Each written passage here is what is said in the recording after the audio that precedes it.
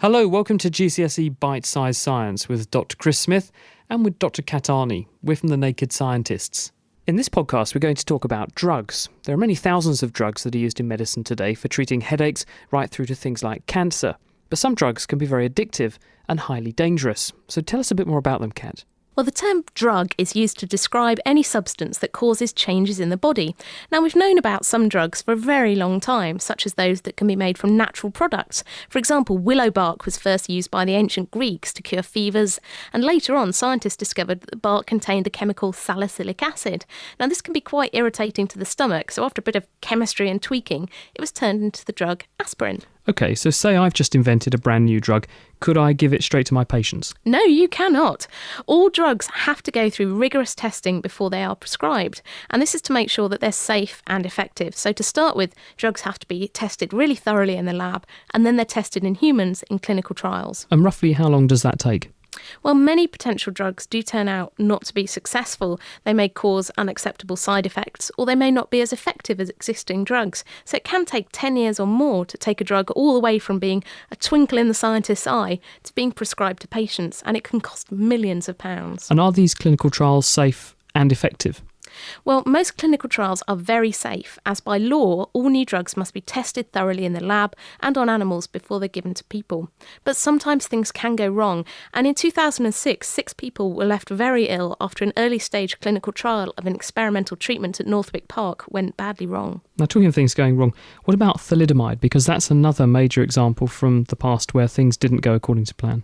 Well, thalidomide was originally developed as a sleeping pill, but it also helps to stop people from feeling sick. So in the late 1950s and early 1960s, doctors gave it to pregnant women. They thought it'd be a great idea to help them cope with morning sickness, but it hadn't been tested in pregnant women, and it led to really terrible birth defects. What sorts of problems?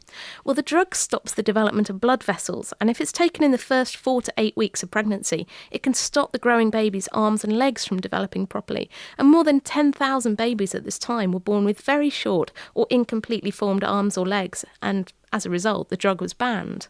But it's still used today in some settings though, isn't it? That's right, but its use is really carefully regulated. It can be used as a treatment for leprosy, and it's also being tested as a treatment for cancer. Scientists think it may stop blood vessels from growing into cancers, and it may also help to relieve the sickness that can be caused by cancer treatment. So that's medically used drugs, but what about drugs that aren't used medically? They're drugs of abuse. Well, you're right about those too. Tobacco and alcohol are two very widely available and very widely used drugs, but they can both be harmful. OK, so let's look at the tobacco. What's the situation with that? Well, tobacco is found in cigarettes, and you can also smoke it in pipes as well. And about 114,000 people will die every year as a result of smoking-related illnesses. So that's around half of all smokers will die as a result of their habit. Now, the government now insists that all cigarettes and tobacco packets carry a prominent health warning. But what's actually in the cigarettes that's causing this 114,000 people to die every year? Well, cigarettes contain around 4,000 different chemicals, and many of those are pretty nasty to our bodies. Well, let's look at some of them. What's in there?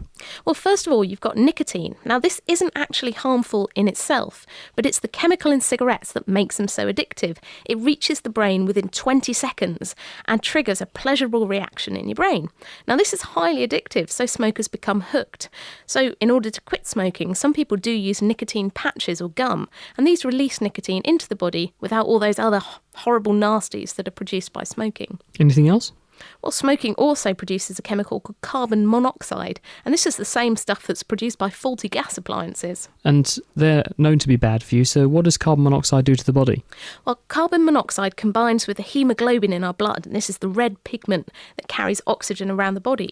So it means that our blood cells can't function so efficiently, they can't carry enough oxygen, and this puts extra strain on the heart and can increase the risk of heart disease or a stroke. That's a blood clot in the brain. But what about cancer? Because everyone associates smoking with lung cancer usually, don't they? Yes, many of the chemicals in tobacco smoke are carcinogens. This simply means things that cause cancer. And we have chemicals like tar, formaldehyde, and even radioactive polonium-210 can be found in cigarette smoke.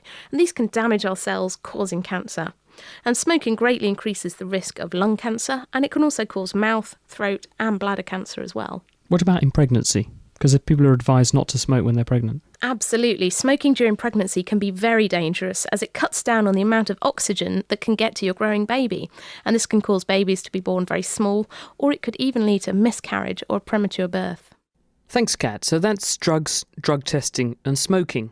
In part 2, we'll find out about alcohol and addictive drugs like cocaine and heroin.